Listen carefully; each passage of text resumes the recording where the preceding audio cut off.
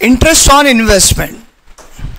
Interest on investment means what friends, हमने मान के चलो कि कहीं पे पैसा इन्वेस्ट किया है और उसके ऊपर का इंटरेस्ट जो है उसे बोला जाता है इंटरेस्ट ऑन इन्वेस्टमेंट. ये अगर आपको एडजस्टमेंट में दिया है इसका मतलब वो इंटरेस्ट आपने रिसीव नहीं किया है बट है करंट ईयर का, तो करंट ईयर के फाइनल अकाउंट में आपको दिखाना चाहिए. तो सिंपल पहला इफेक्ट क्या आएगा, तो मान के चलो हमने बैंक में एफडी में पैसा इन्वेस्ट किया है और जब आप एफडी में पैसा इन्वेस्ट करते हो तो उसके ऊपर का इंटरेस्ट आप रिसीव करोगे या पेड करोगे. तो सिंपल है, आप रिसीव करोगे और रिसीव करते हैं तो आपके लिए वो क्या बनेगा, रिसीव करते हैं तो वो आपके लिए बनेगा प्रॉफिट. और प्रॉफिट कहां पे रिकॉर्ड होते हैं, प्रॉफिट रिकॉर्ड होते हैं profit and loss account credit side. कहां पे रिकॉर्ड होता है profit, profit and loss account credit side. तो आपका फर्स्ट इफेक्ट आएगा profit and loss account credit side.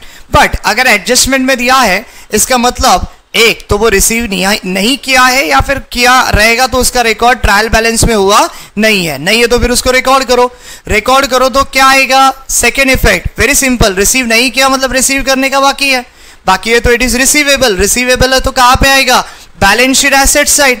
तो आपको रिकॉर्ड करना है second effect balance sheet asset side. But कैसे रिकॉर्ड करने का, तो रिकॉर्ड करने का एड टू इन्वेस्टमेंट.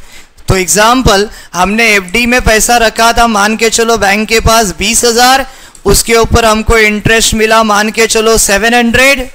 तो 700 रुपीज हमने इंटरेस्ट अभी तक रिसीव नहीं किया तो हमारा बैंक में कितना रुपीज है, बैंक में हमारा पैसा हो गया 20,700. तो आपको ये शो करेगा कि आपका टोटल अमाउंट बैंक में कितना है. इसलिए सेकेंड इफेक्ट जो है वो सेकेंड इफेक्ट हम लोग क्या करते हैं, इन्वेस्टमेंट में ऐड करते हैं. तो first effect profit and loss account credit side because it is our profit. Second effect balance sheet asset side because it is still receivable. Thank you very much.